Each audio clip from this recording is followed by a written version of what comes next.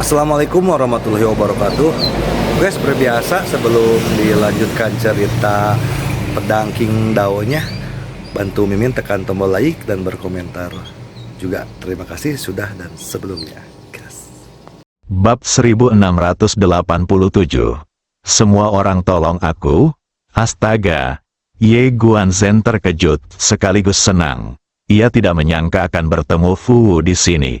Tetapi ia segera menyadari bahwa ada benang putih yang melilit tubuh Fu Wu. Benang putih itu mengikatnya dengan erat dan membuatnya sulit bergerak.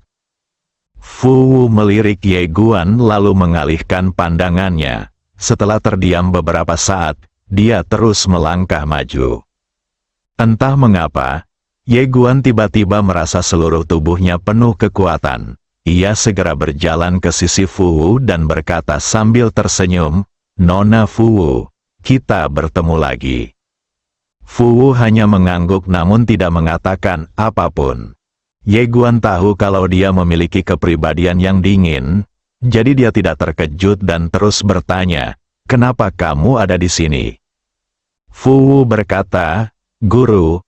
Ye Guan bertanya, "Apakah gurumu membawamu ke sini?"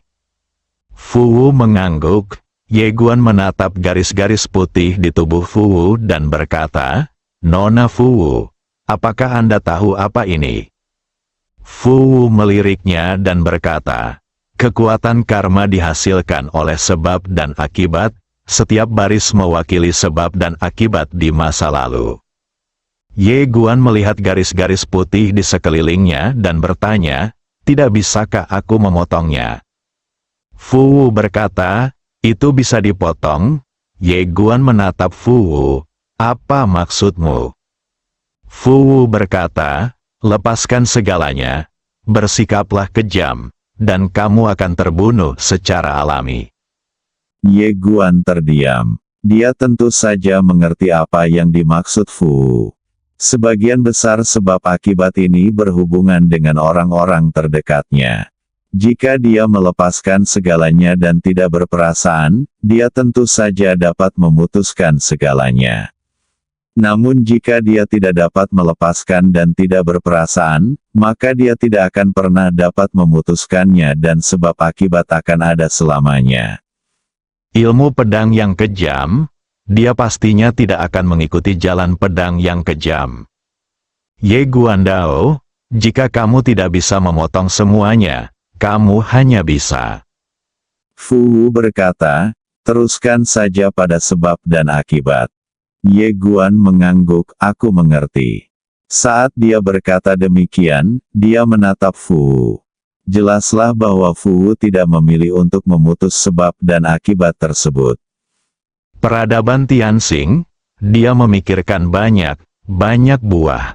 Terutama buah dari satu pikiran. Dia tahu bahwa saat mereka bertemu lagi, buah pikiran tunggal itu pasti akan memberinya kejutan besar. Tentu saja, itu mungkin juga sebuah kejutan. Fu Wu berbicara sangat sedikit. Ia melangkah maju dengan berbagai sebab dan akibat dalam benaknya. Meskipun ia berjalan sangat lambat sekarang, ia berjalan dengan sangat mantap. Ye Guan tiba-tiba menjadi penasaran, "Nona Fu Wu, apa kekuatanmu saat ini?" Fu Wu berkata, "Saya tidak tahu." Ye Guan terkejut, "Aku tidak tahu." Fu Wu mengangguk. Ye Guan agak bingung. Namun melihat dia tak ingin bicara lagi, dia pun tak bertanya apa-apa lagi. Dia sebenarnya ingin bertanya tentang buah Jingcu, tetapi ketika dia memikirkan pertarungan antara buah-buah ini, dia urungkan niatnya. Perang saat itu sangat brutal. Saat dia berjalan, Ye Guan tiba-tiba menyadari ada sesuatu yang salah, karena dia menemukan ada semakin banyak garis putih di tubuhnya, terlalu banyak untuk menjadi normal. Garis-garis kausal di tubuh Fu Wu juga tumbuh. Tetapi tumbuh sangat lambat, dan butuh waktu lama untuk satu garis tumbuh. Namun, garis-garis kausal di tubuhnya tumbuh dengan kecepatan yang terlihat oleh mata telanjang. Fu Wu juga menyadari ada yang tidak beres saat ini. Dia menoleh ke arah Ye Guan, alisnya sedikit mengernyit dengan kebingungan di matanya. Saat Ye Guan terus bergerak maju, jumlah garis kausal di sekelilingnya meningkat, atau lebih tepatnya, meningkat secara dramatis. Garis sebab akibat yang tak berujung muncul dan mengikuti dari dekat di belakangnya. Dan dia berubah dari berjuang untuk bergerak sama sekali di awal menjadi tidak dapat bergerak sama sekali sekarang. Berat, seolah-olah miliaran gunung menekannya dan dia hampir tidak bisa bernapas. Fu menatapnya dan berkata dengan sungguh-sungguh, ini adalah karma semua makhluk hidup. Ye Guan juga menyadari pada saat ini bahwa lonjakan tiba-tiba karma kausal di belakangnya adalah karma semua makhluk hidup. Dia, Ye Guan, mengikuti jalan pedang ketertiban. Ketertiban terikat pada semua makhluk hidup, dan semua makhluk hidup juga merupakan sebab dan akibat dari dirinya, Ye Guan. Di luar, Qin Guan dan Apu menatap Ye Guan di neraka dengan ekspresi serius. Apu berkata dengan suara berat, dia tidak bisa meneruskannya. Barang siapa yang masuk neraka karma perbuatannya sendiri sudah sangat banyak, yang mana sudah cukup membuatnya susah untuk melangkah, belum lagi karma dari seluruh makhluk hidup. Qin Guan menatap Ye Guan. Tangannya terkepal erat, dia tidak mengatakan apapun. Apakah Ye Guan bisa berjalan atau tidak, itu tidak penting baginya.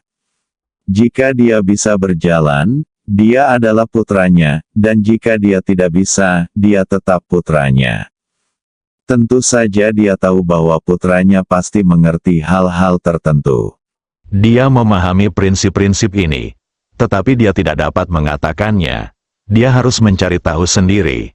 Hanya apa yang dia temukan sendiri yang menjadi miliknya. Di neraka, makhluk hidup menekan Ye Guan, dan dia tidak bisa bernapas lagi. Selain itu, dengan setiap langkah maju, lebih banyak karma makhluk hidup akan mengalir masuk. Pada saat ini, dia benar-benar sedikit putus asa, karena dia sudah merasakan bahwa karma semua makhluk hidup tidak ada habisnya. Dalam situasi ini, dia tidak dapat menahan diri untuk bertanya, bisakah dia benar-benar membawa semua makhluk hidup? Bisakah saya? Dia mempertanyakan hati nuraninya. Bila dulu, ia pasti akan menjawab ya tanpa ragu, tetapi saat ini ia sadar betul bahwa alasan mengapa ia menjawab ya tanpa ragu adalah karena semua makhluk hidup tidak menjadi halangan baginya, tidak membelenggunya. Namun, saat semua makhluk hidup menjadi halangan baginya, atau bahkan menjadi beban, bisakah ia terus melangkah maju bersama mereka? Tanggung jawab. Bila tanggung jawab tidak konkret, setiap orang merasa mampu memikulnya. Namun, bila tanggung jawab menjadi konkret, ia merasa hal itu sungguh sulit. Jalan ketertiban, keyakinan, merasakan karma sebab akibat yang tak berujung dari semua makhluk hidup mengalir masuk, Ye Guan tiba-tiba merasakan ketidakberdayaan di dalam hatinya. Karma sebab akibat dari semua makhluk hidup terlalu berat, terlalu berat. Untuk pertama kalinya, dia merasa bahwa dia mungkin tidak mampu menanggung tanggung jawab yang berat itu. Semua makhluk hidup, itu berarti miliaran nyawa. Seberapa besar tanggung jawab ini? Sama seperti sekarang, dia tidak punya kekuatan untuk terus berjalan bersama semua makhluk hidup. Tepat pada saat itu, sebuah tangan tiba-tiba memegang lengannya. Ye Guan berbalik dan melihat Fu. Fu menatapnya, aku akan pergi bersamamu. Bersama, begitu dia selesai berbicara, sebagian kekuatan kausal semua makhluk hidup di tubuhnya segera menyebar ke arah Fu. Ye Guan terdiam. Tiba-tiba, dia tertawa terbahak-bahak, aku benar. Tidak ada yang salah dengan jalanku, dan tidak ada yang salah dengan penderitaan yang harus kutanggung. Jika aku tidak sanggup menanggung penderitaan semua makhluk hidup dan menanggung kesulitan semua makhluk hidup, bagaimana mungkin aku, Ye Guan, memenuhi syarat untuk menjadi penguasa semua makhluk hidup? Saat dia berbicara, dia menarik napas dalam-dalam. Aku, Ye Guan, adalah semua makhluk hidup, dan semua makhluk hidup juga adalah aku. Semua makhluk hidup membantu aku. Ledakan, dalam sekejap. Pada saat ini, makhluk hidup yang tak terhitung jumlahnya yang berlatih metode Guan misterius dan metode ilahi mendengar suara Ye Guan. Dalam sekejap, ledakan, aura Ye Guan meroket dengan liar. Karma sebab akibat yang tak berujung di sekelilingnya bukan lagi halangan atau belenggu saat ini, tetapi sebuah bantuan. Kekuatan sebab dan akibat di antara semua makhluk hidup. Saat kekuatan semua makhluk hidup muncul, patah. Neraka telah rusak. Jika Anda memperbudak makhluk hidup, mereka akan menganggap Anda sebagai musuh mereka. Kekuatan sebab akibat makhluk hidup akan menjadi belenggu Anda, dan mereka pada akhirnya akan memberontak terhadap Anda dan menggulingkan Anda. Jika Anda memperlakukan makhluk hidup dengan baik dan menganggap mereka sebagai diri mereka sendiri, mereka juga akan menganggap Anda sebagai diri mereka sendiri, dan mereka secara alami akan bersedia membantu Anda. Bab 1688, hancurkan. Kekuatan semua makhluk hidup melonjak dan neraka hancur. Dan ini kurang dari 1/10 kekuatan semua makhluk hidup, dunia neraka ini tidak dapat lagi menahannya. Di luar, Qin Guan tertawa, dan tangan terkepalnya perlahan mengendur saat ini, dan senyum kembali muncul di wajahnya. Di sampingnya, Abo tampak lebih hikmat daripada sebelumnya. Sebab dan akibat semua makhluk, kekuatan semua makhluk hidup. Karena 4 lingkaran pemecah dan ilmu pedang Ye Guan yang kuat, dia melupakan satu hal, yaitu, yang Ye Guan kembangkan adalah ketertiban dan semua makhluk hidup. Dialah yang dapat memanggil kekuatan iman semua makhluk hidup. Pada saat ini, kurang dari 1/10 kekuatan iman semua makhluk hidup dengan mudah menghancurkan dunia kultivasi neraka yang diciptakan sendiri oleh Tuan mereka. Apu menatap Ye Guan dalam-dalam. Dia tahu, orang di depannya kemungkinan besar akan menjadi penguasa era ini. Di sisi lain, Qin Guan tertawa, tetapi tiba-tiba merasa sedikit sedih. Setiap pertumbuhan pasti disertai dengan penderitaan. Dia berharap Ye Guan akan tumbuh dewasa, tetapi dia juga berharap Ye Guan akan bahagia sepanjang hidupnya. Semua orang tua memang seperti itu. Mereka berharap agar anak-anaknya tidak terlalu menderita di dunia ini. Tetapi mereka juga tahu betul bahwa bagaimanapun juga, anak-anaknya akan menderita saat mereka datang ke dunia ini. Di neraka yang telah hancur, Ye Guan melambaikan tangan kanannya pelan-pelan, dan kekuatan semua makhluk hidup pun lenyap begitu saja. Matanya perlahan tertutup. Fu Wuz menarik tangannya dengan tenang. Setelah beberapa saat, Ye Guan membuka matanya, dan miliaran makhluk hidup muncul di matanya, tetapi mereka menghilang dalam sekejap. Tanggung jawab. Dia sekarang benar-benar memahami bahwa sejak saat dia, Ye Guan, ingin menegakkan ketertiban, dia, Ye Guan, akan menjadi orang yang akan memikul tanggung jawab dan mengemban tanggung jawab atas semua makhluk hidup. Ye Guan menenangkan pikirannya, menoleh menatap Fu, dan berkata sambil tersenyum, "Terima kasih." Fu mengangguk dan tidak berkata apa-apa. Ye Guan menatap dunia neraka yang hancur ini dan berkata dengan lembut, "Nona Fu, ayo pergi. Tempat ini rusak, jadi wajar saja kalau tidak bisa latihan lagi." Keduanya meninggalkan neraka dan datang ke Qin Guan dan Apu. Ye Guan menatap Qin Guan dan berkata, "Bu, aku ingin pergi ke jalan surgawi untuk melihat-lihat." Qin Guan tersenyum dan berkata, sudah waktunya untuk pergi dan melihat-lihat. Kebetulan ada kompetisi yang diadakan di sana, dan kebetulan ada beberapa anak muda. Ye Guan melambaikan tangannya berulang kali, aku tidak akan berpartisipasi. Qin Guan berkata, apakah kamu tidak ingin bertemu dengan pemuda paling jahat di alam semesta Si?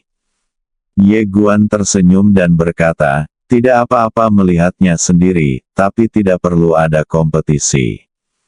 Qin Guan mengangguk, oke.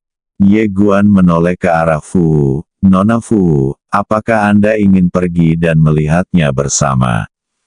Fu mengangguk. Setelah keduanya pergi, Qin Guan terdiam sejenak dan berkata, seseorang datanglah. Seorang pria berpakaian hitam muncul di belakangnya. Qin Guan berkata, sudah waktunya untuk memulai. Pria berpakaian hitam itu mundur diam-diam. Jalan surgawi. Jalan surgawi terletak di langit berbintang yang luas, lebarnya ratusan ribu kaki, membentang sampai ke ujung alam semesta. Pada saat ini, orang-orang kuat dari peradaban yang tak terhitung jumlahnya berkumpul di sekitar jalan surgawi ini. Karena hari ini adalah hari jalan menuju surga yang diadakan setiap 10 tahun di alam semesta Si. Yang disebut jalan menuju surga adalah semacam kompetisi, tetapi itu bukan lagi kompetisi seni bela diri, tetapi kompetisi Dao yang hebat. Jalan surgawi disebut sebagai akhir dari alam semesta, dan juga disebut sebagai akhir dari seni bela diri. Siapapun yang dapat melangkah lebih jauh di jalan surgawi ini akan memiliki jalan yang lebih kuat. Oleh karena itu, setiap 10 tahun akan ada kompetisi besar di alam semesta awal, dan para pesertanya adalah semua pemuda paling jahat dari peradaban besar di alam semesta awal. Jalan menuju surga. Sebenarnya itu adalah jalan menuju seni bela diri. Siapa yang tidak ingin melangkah lebih jauh di jalan seni bela diri, atau bahkan mencapai akhir? Karena jalan menuju surga ini hampir tidak memiliki batasan, semua anak muda dapat berpartisipasi.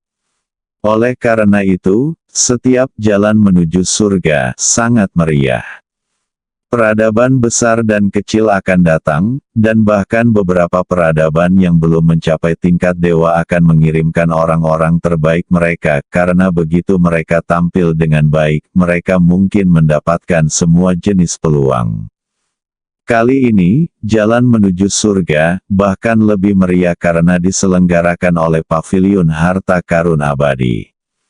Kali ini, orang yang berjalan paling jauh akan menerima 3 artefak peradaban tertinggi, 1 juta kristal inti bintang, dan sebagai tambahan ia akan dianugerahi gelar orang pertama dari generasi muda di seluruh alam semesta. Masing-masing dari mereka sangat menggoda. Selain itu, siapapun yang dapat masuk ke dalam 1000 teratas akan menerima hadiah besar dari Paviliun Xianbao. Hadiah terendah adalah artefak leluhur peradaban, yang sebelumnya tidak tersedia. Oleh karena itu, jalan menuju surga ini dapat dikatakan sebagai yang paling meriah sepanjang sejarah, karena semua anak muda yang memiliki kemampuan telah datang. Jika saya tidak dapat memperoleh tempat pertama, saya masih memiliki kesempatan jika saya menjadi yang ke-1000, bukan? Semua orang berpikir demikian.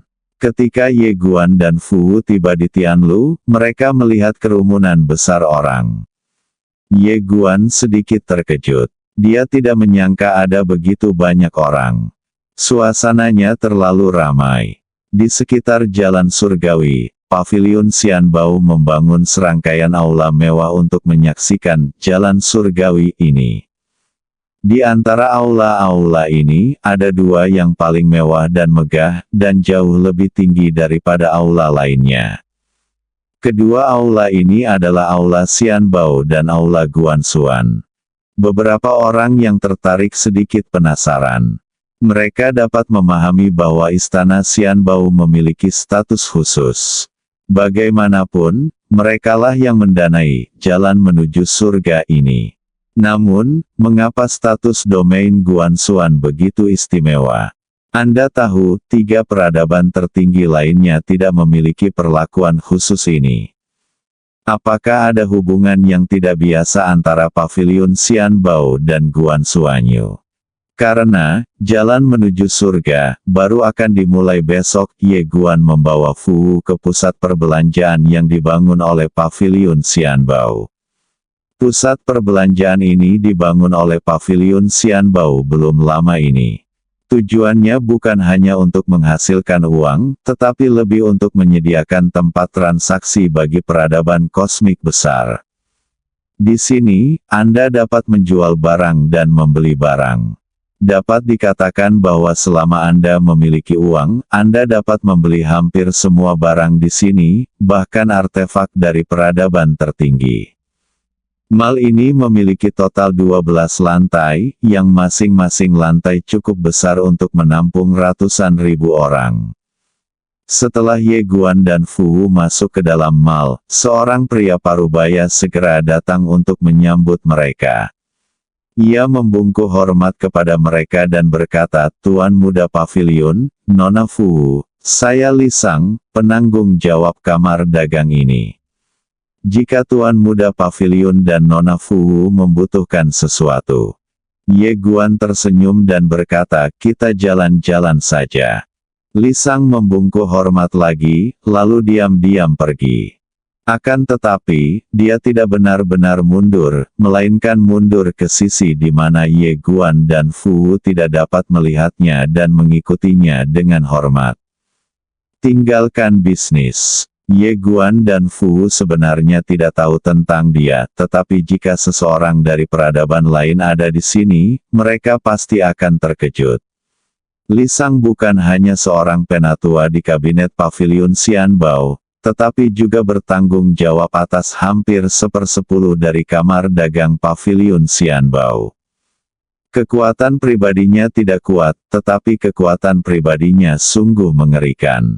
Ketika peradaban bintang meminta pinjaman kepada paviliun harta karun abadi, dia membutuhkan tanda tangannya. Adapun Qin Guan, bagaimana mungkin hal sekecil jutaan kristal inti bintang bisa membuatnya khawatir? Di paviliun Xianbao, proyek di bawah 100 juta kristal inti bintang tidak akan dilaporkan ke Qin Guan, hanya proyek di atas 100 juta yang akan dilaporkan ke Qin Guan. Sangat sedikit orang yang tahu apa artinya ketika Qin Guan pergi ke peradaban bintang secara langsung. Bagaimanapun, peradaban bintang bangkit dengan kecepatan cahaya kemudian. Karena kemudian, paviliun Xianbao memberi lampu hijau untuk segala hal yang berhubungan dengan peradaban bintang dan berusaha sebaik mungkin untuk membantu. Li Sang mengikuti Ye Guan dan Fu dengan penuh hormat, tidak pernah pergi, tidak pernah mengganggu mereka, dan selalu menundukkan kepalanya, bahkan jika Ye Guan dan Fu tidak memperhatikannya. Dunia ini sangat kejam. Banyak orang penting, yang tampak glamor bagi orang luar sebenarnya sangat berhati-hati, atau bahkan rendah hati, di hadapan orang penting yang sesungguhnya.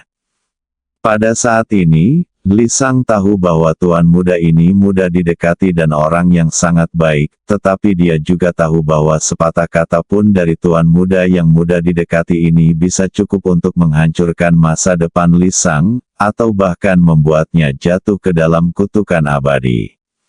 Yang dapat dilakukannya adalah menjadi sedikit lebih rendah hati, sedikit lebih rendah hati.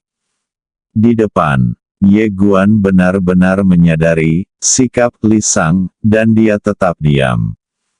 Mengubah. Dia tahu bahwa ini tidak dapat diubah. Sepanjang sejarah, budaya semacam ini tertanam dalam tulang kita dan akan terus diwariskan. Apakah ini sebuah kesalahan? Yang bisa saya katakan adalah, semua orang ingin hidup dan ingin menjalani kehidupan yang lebih baik. Yang dikhawatirkannya sekarang adalah, jika suatu hari nanti, ketertiban benar-benar terwujud, dan generasi penerus keluarga yang lahir di lingkungan seperti itu, mereka telah diperlakukan dengan sikap seperti itu oleh orang-orang di sekitar mereka sejak lahir, apakah mereka akan berpikir bahwa semua ini salah dan tidak boleh dilakukan, atau apakah mereka akan berpikir bahwa semua ini normal dan orang-orang di dunia harus memperlakukan mereka dengan sikap seperti itu?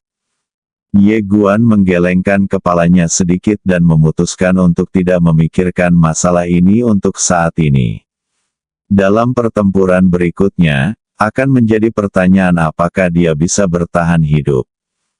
Peradaban bintang. Pada saat ini, teriakan kaget tiba-tiba terdengar dari ladang. Saat suara itu terdengar, semua orang segera menoleh untuk melihat ke arah pintu masuk, di mana seorang pria dan seorang wanita berjalan masuk dikelilingi oleh kerumunan orang.